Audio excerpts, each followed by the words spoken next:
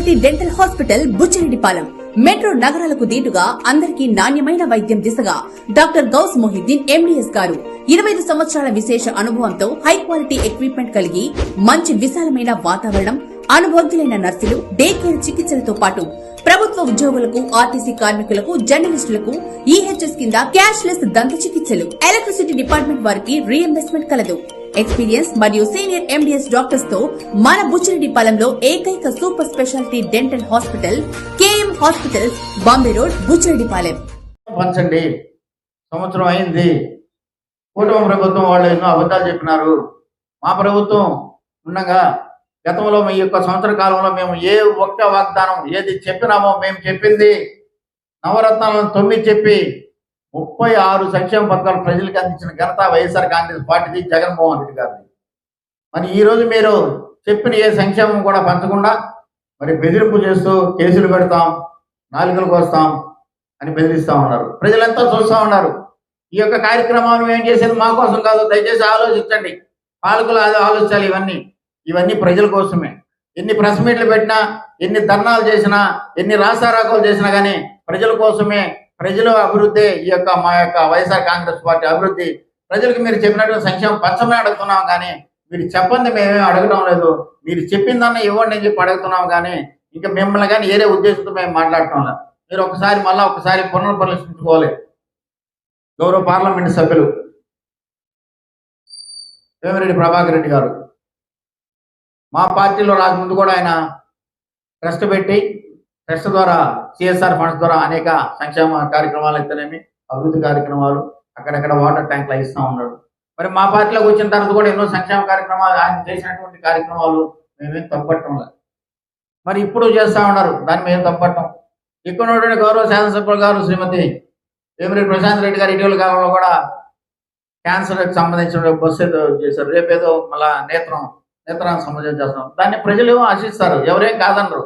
మీరు చేసిన మంచి ఉంటే ప్రజలు తప్పకుండా మీకు మీ కుటుంబానికి ఆదరణ ఉంటుంది. అంతేగాని ఈ యొక్క రాష్ట్రం చేసినటువంటి అప్పులు ఊబి అంటారు. మరి మీరు చేసిన అప్పు ఏంటి? అంటున్నా. మీరు 1,47,000 కోట్లు అప్పు చేసి ఎవరికి పంచినట్టు? మీరు సంవత్సరం పూర్తి అయిపోయింది. ఈ సంవత్సరం రోజులు ఈ యొక్క ఆశ పెట్టుకున్నటువంటి ఈ ప్రజానీకంతా కూడా మీరు అబద్ధాలు చెప్పినట్టు కదా. వాళ్ళకి అన్నిటికీ మోసపూరితం చేసి వాళ్ళ చేత ఓట్లు ఎంచుకొని నమ్మించి మోసగిచ్చి వెన్నుపోటు కూర్చుంది కదా అని మనం చేస్తూ ఉన్నాం. ఒకసారి ఆలోచన. ఏదేమైనా సరే నియోజకవర్గంలో ఉన్నటువంటి నాయకులకి, నియోజకవర్గంలో ఉన్నటువంటి పాలకులు కూడా మనం చేసుకుంటా ఉన్నాం. ఎందుకంటే ప్రెస్ మీట్లు పెట్టేటప్పుడు ఏం సబ్జెక్ట్ వాళ్ళు మాట్లాడారా? మేము మాట్లాడింది ఒకటి. ఈ విధమైనటువంటి మీకు ఆసక్తిని కల్పిస్తుంటే ఈ రాష్ట్రంలో 1,40,000 కోట్ల యొక్క సంక్షేమం అవుతా ఉన్నాయి. నియోజకవర్గానికి 175 into 800 వేసుకుంటే 1,40,000 కోట్లమ్మా. 800 కోట్లతో మీరేమన్నా ఈ నియోజకవర్గం సంక్షేమ కార్యక్రమాలను పూర్తి చేయగలిగితే మన్నించి మహాప్రభు అని మేము చెప్పలేసుకొని నిన్న జరిగిన దాన్ని కూడా అంత డబలంతగా జనాలు పిలిచి ర్యాలీ చేస్తామమ్మా. మీరు కానీ దానికని శ్రీకారం చుడితే ఈ యొక్క రాష్ట్రంలో రోల్ మోడల్గా నియోజకవర్గం అవుతామని కూడా చెప్పాం. దీని గురించి ఏం మాట్లాడరు. మీరు ఇచ్చిన సంక్షేమం గురించి ఏం మాట్లాడరు. ఒక ఆయన ఏమో 4 వస్తా అంటాడు, నీ అంతు చూస్తానంటాడు. ఒక ఆయన ఏమో కాణిపాకం రమ్మంటాడు. కాణిపాకం రమ్మని ఆయన సంగతి చెప్తా ఉన్నా. ఆయన కాణిపాకం రమ్మన్నాడు. కాణిపాకం పోబడలేదు నాయన. వినాయకుడు స్వామి కాణిపాకం వినాయకుడు స్వామి పంపిస్తా. నువ్వు ఎట్ట ఏ రోజు కూడా వార్డు మెంబర్ కూడా గెలవాలా? మా దగ్గర 3 సార్లు వార్డు మెంబర్ గెలిచిన వాళ్ళు ఉన్నారు. ఇటు పక్క మోహన్ రావు అయితే నాడు పక్క పదులు ఉంటాడు. మా దగ్గర కంటిన్యూ కలిసి వాళ్ళని పంపిస్తాను. ఆయన నీకు వాళ్ళే ఎక్కువ. నువ్వు బీపీఆర్ ఇంటికాడ నుంచి ₹1 డబ్బు కూడా కొడలూరు మండలానికి తీసుకురాలేదు అని నువ్వు ప్రమాణం చేయగలవా? రెండోది, తెచ్చిన డబ్బులన్నీ వాళ్ళకే పంచాను, నా డబ్బులు నా జోబిలో ఏం వేసుకోలేదని కూడా ప్రమాణం చేయగలరు. ఈ రెండే. బీపీఆర్ ఇంటికా నుంచి డబ్బులు తీసుకొచ్చి కొడలూరు మండలంలో ఏ ప్రజాప్రతినిధికి పంచలేదా? ప్రమాణానికి సిద్ధమా? రెండోది వచ్చేసి, నువ్వు తెచ్చిన డబ్బులన్నీ నీ జోబిలో పోకుండా పూర్తిగా వాళ్ళకి పంచిన ప్రమాణానికి సిద్ధమా? ఎవరైతే కాణిపాకం రమ్మన్నావే, ఈ కాణిపాకం రావడానికి ప్రసన్న కుమార్ రెడ్డి చలమతురావు అక్కర్లే. మా రాజుపాలెం వార్డు మెంబర్ పంపిస్తా. 3 సార్లు హ్యాట్రిక్ గెలిచిన వార్డు మెంబర్లను పంపిస్తా. నువ్వు ఒక్కసారి కూడా వార్డు మెంబర్ కాదా? నువ్వు ప్రసన్న కుమార్ రెడ్డిని పిలుస్తావా? నీ స్టేజ్ ఏంది? నువ్వు ఏ రోజైతే ఎలక్షన్ వస్తుందో ఆ రోజు పోయి డబ్బులు తీసుకుపోయి ఒక మీడియేషన్ చేసినటువంటి వ్యవహారం వ్యక్తి నువ్వు ప్రసన్న కుమార్ రాపోదాం కాణిపాకం నీకు చూపిస్తా. ఏం నేను చూపించేది? ఇటువంటి కార్యక్రమాలు చేపట్టి ఇక పాలిస్తున్న పాలకులు కూడా చెప్పేదంటే మిమ్మల్ని మీరు దిగదార్చుకుంటున్నారు. రేపు ఈ రోజు ఏం జరుగుతారో రేపు జరిగేది కూడా అదే జరుగుతుంది. ఒకసారి ఆలోచించండి. చిల్లరి వాళ్ళ చేత ప్రెస్ మీట్లు పెట్టించి, పనికి మాలిన ప్రెస్ మీట్లు పెట్టించి, స్థాయికి తగ్గ వాళ్ళు కాకుండా స్థాయిని మించి మాట్లాడుతూ మిమ్మల్ని మీరు కించపరుచుకున్నటువంటి ఉద్దేశంతో ఉన్నారు. అది పద్ధతి కాదు. రాబో రోజుల్లో కూడా ఇంకా 4 సంవత్సరాలు ఉన్నాయి. మా పోరాటంగా ఉంటుంది. ఎవరినైనా సరే మేము ఎదిరించి ఏదైతే ప్రజల పక్షాన్ని నిలబడతాం, ప్రజలకు ఇచ్చిన వాగ్దానాలని తప్పకుండా మీకు వైఎస్ఆర్ కాంగ్రెస్ పార్టీలో ఉన్నటువంటి కుటుంబ సభ్యులు ప్రతి ఒక్కరు కూడా ప్రశ్నించి ప్రతి ఒక్కరిని కూడా మెడ వంచి ప్రజలకి ఇచ్చినటువంటి మాట ప్రకారం సంక్షేమాలని పంచే దాంట్లో భాగస్వాములు అవుతాం. ఈ యొక్క బెదిరింపులకి భయపడం, మీరు పెట్టే ప్రెస్ మీట్లు కూడా భయపడాల్సిన అవసరం లేదు. ఎందుకంటే స్థాయి గల్లావాడు ఒకసారి సర్పంచ్ కన్నా గెలిచుంటే, ప్రజల సంక్షేమం ప్రజల ద్వారా ఎన్నికై ఉంటే కనీసం ప్రజలకు ఉన్న మనోభావాలు, ప్రజలకి మరి మనం చెప్పిన పని చేయాలనేటువంటి ఒక గుర్తింపు అన్న ఉంటుంది. అటు ఉంటే లేని వాళ్ళ చేత కూడా మీరు మాట్లాడిస్తూ ఉన్నారు.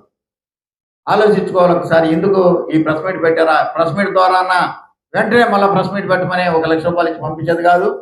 ఈ ప్రెస్ మీట్ ద్వారా కనువిప్పు కలగద్దని చెప్పేసి మీకు అందరికీ చెప్తా ఉన్నా. ఒక ప్రెస్ మీట్కి హుందాతనంగా ఏ సబ్జెక్ట్ మీద కూడా మాట్లాడద్దు, దానికి జవాబు ఇచ్చే విధంగా మరి ఎందుకైతే మాట్లాడుతున్నారో మన రాష్ట్ర అధినాయకత్వం చెప్పింది వాస్తవా కాదా ఒకసారి బేరీజ్ తీసుకోండి. మరి ఈరోజు తల్లికి వందనం ఇప్పుడే స్టార్ట్ అయింది, కొంత భాగమే మొదలైంది. దీనికి కారణం ఏంటి? తల్లికి వందనం ఈ రోజు పడ్డదంటే వైఎస్ఆర్ కాంగ్రెస్ పార్టీ తొలి విజయమాన్ని మనం చేసుకుంటా ఉన్నా. వైఎస్ఆర్ కాంగ్రెస్ పార్టీ ఈరోజు ధర్నాలు జరిపినా, ప్రెస్ మీట్లు జరిపినా, నిరసనలు తెలిపినా కానీ ఏదైతే పేద ప్రజలకు ఇచ్చినటువంటి వాగ్దానాలను ఫుల్ఫిల్ చేయని ఉద్దేశంతో కానీ ప్రసన్న కుమార్ రెడ్డికో, చలపతికో, రాధాకృష్ణారెడ్డికో, మాకో, మా ఇంట్లో వాళ్ళకో మీ యొక్క పథకాలు కావాలని కాదు. ఒకసారి ఆలోచించాలి. మేము ప్రతిపక్షంలో ఉండి పాలకపక్షాన్ని ఏమన్నా అడిగినా కానీ మీరు చెప్పినటువంటి సంక్షేమ పథకాలు అందిస్తామన్న దాని మీద మేము నిలబడి ప్రజల పక్షాన ప్రజాస్వామ్యంలో పోరాటం చేసి మాట్లాడే హక్కు ప్రతి పౌరుకు ఉంటుంది. దాంట్లో భాగంగానే ఈ యొక్క నియోజకవర్గంలో అయితేనేమి, జిల్లాలో అయితేనేమి, రాష్ట్రంలో అయితే వైఎస్ఆర్ కాంగ్రెస్ పార్టీ మరి ముందుండి పేదలకు రావాల్సిన సంక్షేమాన్ని పంచండి అని చెప్పేసి ముందుండి మాట్లాడుతా ఉన్నాం. సంవత్సరం నాళ్ళలో మరి ఎన్నో కార్యక్రమాలు చేపట్టిన జిల్లా వేదికగా తీసుకుంటే ఇసుక గురించి అయితేనేమి, రైతుల గురించి, విద్యార్థులకు కావాల్సినటువంటి ఫీజు రింబర్స్మెంట్ జరిగితే నియోజకవర్గం స్థాయిలో వచ్చేసి మరి విద్యుత్ ఛార్జీలపై ఫస్ట్ టైం బుచ్చిరెడ్డిపాలెంలో పెట్టాం. బుచ్చిరెడ్డిపాలెంలో ఇది ప్రజలు గమనించాలి, ఈ యొక్క నియోజకవర్గ పాలకులు కూడా గమనించాలి. బుచ్చిరెడ్డిపాలెం ఈ రాష్ట్రంలో ఎక్కడ జరగడం వల్ల, జిల్లాలో ఎక్కడ జరగడం వల్ల మీరు కూడా మీ సంబంధిత పెద్దలతో ఒకసారి చర్చించుకోండి. మనం ఏం చేస్తున్నాం. ప్రతిపక్షం వచ్చేసి విద్యుత్ ఛార్జీలు పెంచారని ఒక ర్యాలీ పెడితే మేము ఇంకా రిప్రజెంటేషన్ ఇవ్వకముందే ప్రెస్ మీట్ పెడతారు. ఇది ఈ రాష్ట్రంలో కానీ ఎక్కడ జరగద్దా? ఇది కొత్త వారు కాబట్టి అర్థం కాక చేసే పనులు. రెండో కార్యక్రమం కొడవలూరు మండలంలో పెట్టి మరి సర్పంచులు చెక్ పవర్ రద్దు చేస్తాం, మీరు పచ్చ కండవలు కప్పుకుంటారా కప్పుకోరా, లేకపోతే వెంటనే సర్పంచులకి చెక్ పవర్ రౌద్దనే కమిటీ కార్యక్రమానికి శ్రీకారం చుట్టి ఆనాడు మీటింగ్ పెడితే మరి తక్షణమే అక్కడ మళ్ళా ఫ్లెక్స్లు నాటించి కనీసం మరి ఇంగిత జ్ఞానం లేకుండా ఫ్లెక్స్లు నాటించి మరి అక్కడే మళ్ళీ ప్రెస్ మీట్ పెట్టాడు. ప్రతిపక్షం అనేది పాలకపక్షాన్ని ప్రశ్నించేదానికి ప్రతిపక్షం కంపల్సరీ చేసిన తప్పుని ఎత్తి చూపుతూ ఉంటుంది. అంత మాత్రాన ఎదురుదాడా? రైతులకు మద్దతు ధర ఇవ్వడానికి ముందుగానే ప్రకటించి విడలూరు మండలంలో ప్రోగ్రాం జరిగితే మళ్ళీ రైతులను ఎదురుపెట్టి, ఆ పార్టీ వాళ్ళని ఎదురుపెట్టి కొట్టుకోమని ఎదురుపెట్టినటువంటి పరిస్థితి. నిన్న చూస్తే వెన్నుపోటు దినంకాయ రాష్ట్ర వ్యాప్తంగా జరిగే కార్యక్రమం ఏ ఒక్క కోర్ నియోజకవర్గం కాదు. రాష్ట్ర వ్యాప్తంగా వెన్నుపోటు దినం అంటే మీరు ప్రజలకి ఎన్నో కార్యక్రమాలు చేస్తామని చెప్పి ఏ ఒక్కటి ప్రజలకి ఇవ్వకుండా, ప్రజలకి మరి ఇచ్చినటువంటి సంక్షేమం దూరం చేశారు. మరి గతంలో ఉన్నటువంటి ప్రభుత్వం ఇచ్చినటువంటి ఏ ఒక్కటి ఇవ్వకుండా సంవత్సరం రోజులు పూర్తయినా తీసుకున్నటువంటి 1,47,000 కోట్లు అప్పు తీసుకున్నా మరి ఏ ఒక్కటి కూడా ప్రజల చెంతకు చేరలా. మరి అడిగితే తప్పని నేను ఈరోజు ప్రశ్నిస్తా ఉన్నా. ఒకసారి ఆలోచించండి. మరి మీరే చెప్పినారు అద్భుతమైన పరిపాలన చేస్తాం, మీకు మంచి సంక్షేమాలు అందిస్తాం,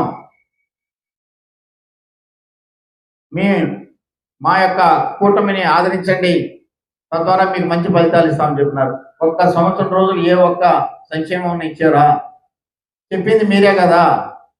ఈ యొక్క రాష్ట్రం 14,50,00,000 అప్పులో ఉంది, కనుమరుగైపోతుంది, చీకటి అయిపోతుంది, పప్పు బెల్లాలాగా శ్రీలంకలాగా మారిపోతుంది, మమ్మల్ని గెలిపించమని చెప్పింది మీరే కదా.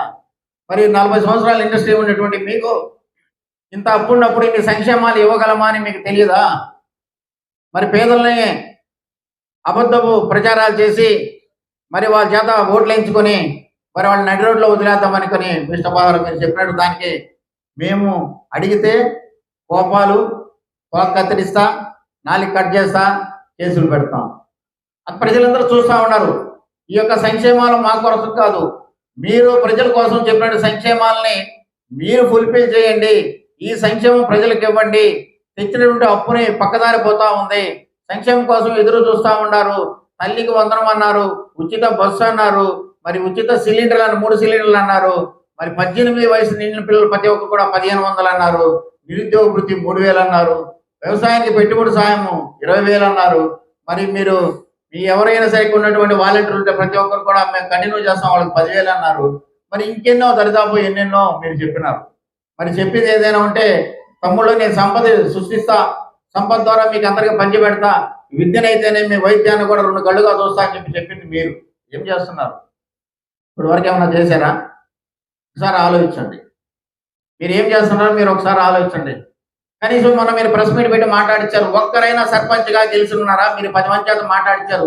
ప్రజాక్షేత్రంలో గెలిచిన వాడు ఒకడైనా ఉన్నాడా? మాట్లాడిన వ్యక్తుల్లో సర్పంచ్గా గెలిచిన వారు ఒక్కరైనా ఉన్నారు మీరు మాట్లాడిన వ్యక్తుల్లో? కానీ మీరు మాట్లాడించింది ఎవరి కోసం మాట్లాడించారు?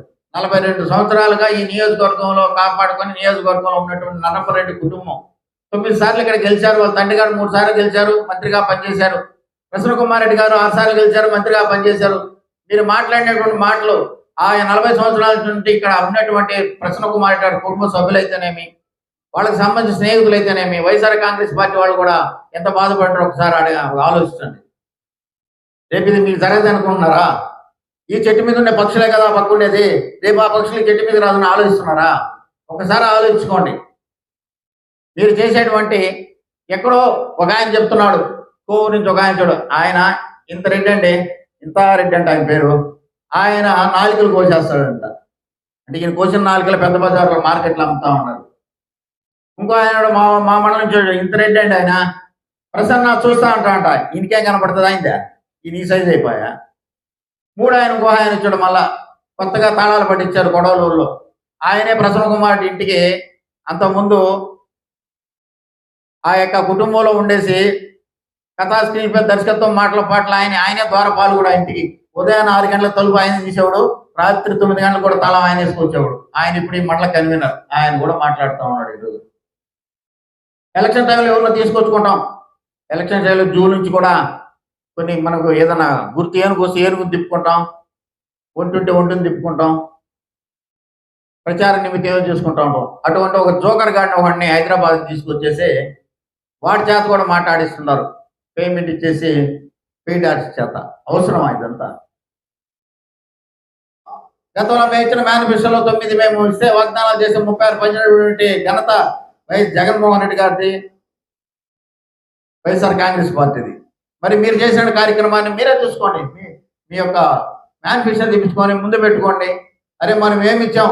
1,46,700 కోట్లు ఇచ్చాం, 240 కోట్లే కదా మత్స్యకార భరోసా వేసాం. మరి పెన్షనే కదా 1000 రూపాయలు పెంచాం. మరి కొరవని ఎట్టపోయినారంటే మీరు ఆలోచించుకోండి. మీరు ఒక రివ్యూ పెట్టుకోండి, మీ ఇంట్లో కూర్చొని మాట్లాడుకోండి. అంతేగాని చేతకాని చేత మైకిలు ఇచ్చేసి కుటుంబాలను కూడా చూడకుండా, ఎవరేందో చూడకుండా ఏదో మాట్లాడిస్తా ఉంటే అది మీ యొక్క ఆనందానికి పనికి వస్తుంది, కానీ ప్రజలైతే ఎవరు మెచ్చరు. మరి ఇంకొకసారి గౌరవ శాసనసభ్యులు గారికి మనవి చేసుకుంటూ మరొకసారి మేము ముందుకు వస్తాం. మీరు చెప్పిన మీ మాట పెడిచెవును పెడుతూ ఈ యొక్క నియోజకవర్గంలో ఎన్నో మాఫియాల తరఫున ఎన్నో కార్యక్రమాలు జరుగుతూ ఉన్నాయి. మీరు చెప్తానే ఉన్నారు చికెన్ వేసి తోలుతానే ఉన్నారు. మీరు చెప్తానే ఉన్నారు ఎర్రమడి తోలుతానే ఉన్నారు. మీరు చెప్తానే ఉన్నాను ఎవరైనా సరే 24/7 బెల్ షాపులు పెట్టొద్దని వాళ్ళు పెడుతూనే ఉన్నారు. బగ్గాకి అమ్ముతూనే ఉన్నారు. ఎక్కడ పడితే అక్కడ మరి ఈ యొక్క ఫేర్ షాపుల దగ్గర కూడా మరి నెలమామూలు దంతా ఉన్నారు. వీటిలన్నిటికీ విత్ ఎవిడెన్స్తో కూడా మరి 3 రోజుల్లో మళ్ళీ ప్రెస్ మీట్ పెడతాను మనం చేసుకుంటూ, మరి మేము ఏం మాట్లాడినా ఏం చేసినా ప్రజల కోసమే, మీరు చేసిన వాగ్దానాలు ప్రజలకు ఇవ్వండి అని చెప్పడం కోసమే, మీరు ఏదైనా మీరు ఏదైనా చేస్తే బంగారంగా చెప్పుకోండి, మీ అభివృద్ధి చెప్పుకోండి, మీ సంక్షేమం చెప్పుకోండి. ఇది మేము మాట్లాడేది కాదు, ప్రజల కోసం మేము మాట్లాడే కార్యక్రమం.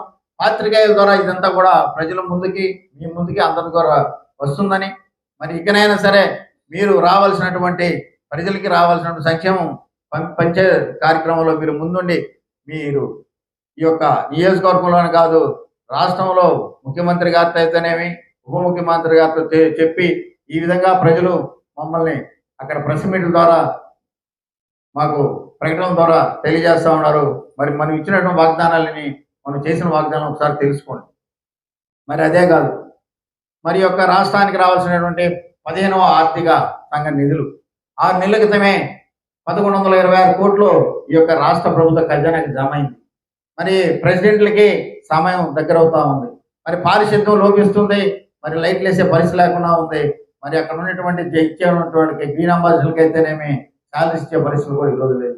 దయచేసి గౌరవ శాసనసభ్యుల ద్వారా ఉన్నటువంటి మరి ఉప ముఖ్యమంత్రి గారికి, ఆయనే పంచాయతీరాజ్ శాఖ చూస్తున్నారు కాబట్టి మీ ద్వారా ఆయన తెలియజేస్తుంది అంటే త్వరితగతన ఆ యొక్క నిధులు కానీ పంచాయతీలకు కానీ అడిస్ట్ చేస్తే ఈ రాబో రోజులన్న పారిశుద్ధ్యం, లైట్లు, ఈ యొక్క డ్రైన్స్ క్లీనింగ్ చేసుకోవడం, అక్కడ ఉన్నటువంటి వేతనాలు ఇచ్చేదానికి కూడా మంచి కార్యక్రమంగా ఉంటుంది. కాబట్టి మీ ద్వారా పాత్రికేయుల ద్వారా కూడా తమకి ఎన్ని మనం చేసుకుంటూ ప్రెస్ మీట్లు పెట్టచ్చు. కానీ ప్రెస్ మీట్లు పెట్టేటప్పుడు కనీసం అర్హత ఉన్న వాళ్ళ చేత మాట్లాడించి ఒక సభ్య సమాజం తలదించుకునే విధంగా కాకుండా ఒకసారి కూడా ప్రజలకు ఇచ్చిన వాగ్దానం పట్ల మీరు మనం తిట్టుకుంటే ఈ యొక్క రాజకీయంలో శాశ్వత శత్రువులు ఉండరు, శాశ్వత మిత్రులు ఉండరు. మళ్ళీ ఎక్కడ కలిసినప్పుడు ఏం గురువు బాగున్నా ఉంటారు. కానీ రాజకీయంగా మాట్లాడేటప్పుడు నా యొక్క పార్టీ గురించి నేను మాట్లాడుతున్నాం, మీ యొక్క పార్టీ గురించి మీరు మాట్లాడతారు. మాట్లాడినప్పుడు కూడా మన పార్టీ ఏం వాగ్దానాలు చేసి చేయకుండా పోయి ఒకసారి ఆలోచించుకోవాలి. మేమేదో ఉన్నాం, అధికారంలో ఉన్నాం, మీరు అధికారంలో ఉంటే మేము ఏమైనా చేయగలం. మరి అధికారం పోతే మళ్ళీ ఆ పక్క ఏ పక్క అధికారంలో ఉంటే ఆ పక్క పోయేవాళ్ళు చాలా మంది ఉంటారు. అటువంటి వాళ్ళు ఈరోజు ముందు మైకెత్తుకొని పట్టిస్తూ ఉంటారు. ఎందుకంటే నేనైతే భలే మాట్లాడుతున్నామా, నాకు తాళాలు ఇచ్చినావు కాబట్టి ఇక మళ్ళీ మేము ఒక రాజుపాలెం గురించి ఈ మధ్య లెక్క రాయాల్సి వస్తుందమ్మా. ఇక మండలం మొత్తం కూడా లెక్క రాయాల్సి వస్తుంది. ఎందుకంటే మంచి ఆయనకి తాళాలు ఇచ్చావు మండలము, మంచి ఆయనకి పెత్తనం ఇచ్చావు కాబట్టి కొడూరు మండలం కూడా ఇక ఆయన గురించి కూడా లెక్క రాయాల్సి వస్తుంది. ఏమైనా సంతోషం.